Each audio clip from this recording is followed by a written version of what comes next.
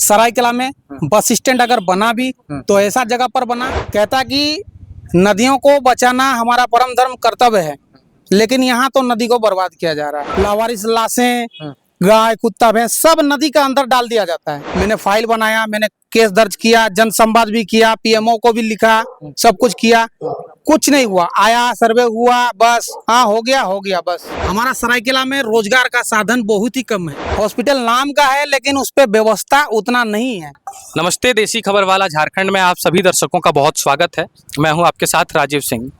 अभी हम सरायकेला विधानसभा क्षेत्र के ग्राउंड लेवल पर हैं। यहाँ के लोगों से बातचीत कर रहे हैं, उनके मुद्दों को जान रहे हैं, लोकल मुद्दों को जानने का प्रयास कर रहे हैं कि क्या मुद्दा बाकी है, किस मुद्दा पर सरकार ने ध्यान दिया है, किस मुद्दे पर सरकार को ध्यान देना अभी भी बाकी है। इसी क्रम में हम बातचीत कर रहे थे, कुछ लोगों से बातचीत हमारी खत्म हो गई थी, तभी हमारे भाई साहब आए और बोले कि हमारे पास भी कुछ मुद्दा है, मेरा भी सुन लीजिए।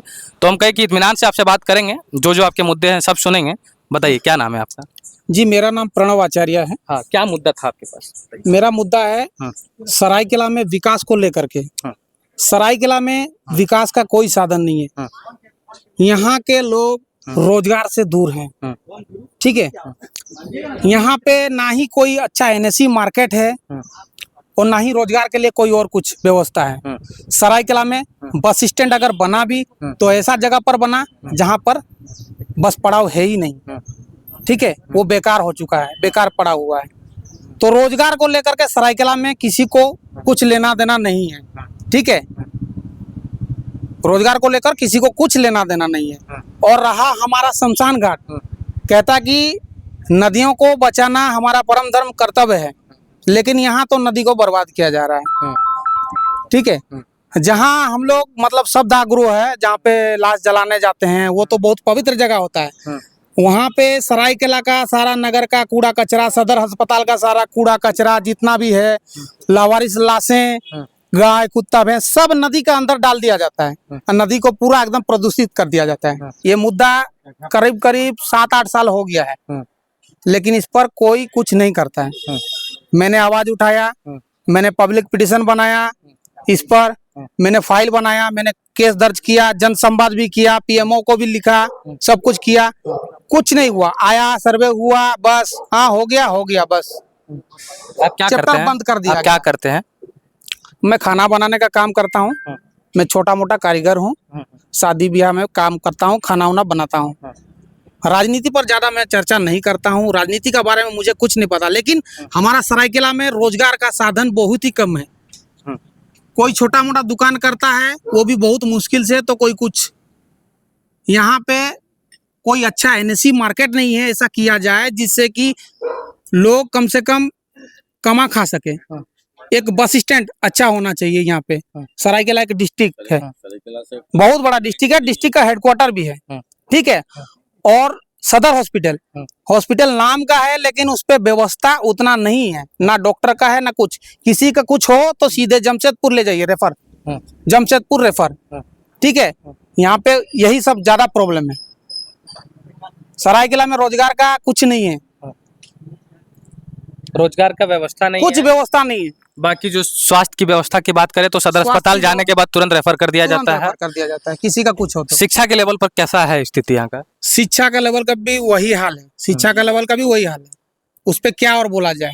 कितने कॉलेज हैं इधर आसपास में बच्चों के हायर स्टडीज के लिए, मतलब उच्च शिक्षा के लिए कितने कॉलेज हैं यहाँ? एक ही तो केस कॉलेज है, एक ही तो काशी साहू कॉलेज है। अच्छा, यहाँ से पढ़ने के लिए वो भी जमशेदपुर जाएगा, पढ़ने के लिए जमशेदपुर जाना पड़ता है।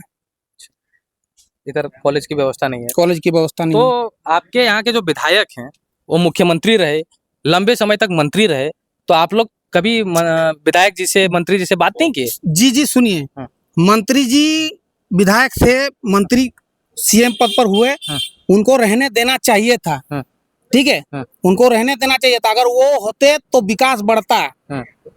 चंपा सोरेन जी अगर होते तो सरायकेला का विकास जरूर बढ़ता। और उन्होंने बहुत कुछ किया है, ठीक है। गरीब लोगों के लिए, आम लोगों के लिए, जिसके घर पर किसी का बेटी का शादी है, उसके घर पर जाकर उससे पूछिए कि उसके लिए क्या किया है। कोई अस्पताल में किसी का बिल नहीं दे पा रहा है, बिल नहीं दे पा रहा, पड़ा हुआ है, उनके जरिए से उनका भुगतान किया गया हॉस्पिटल से, तभी डेड बॉडी मिला।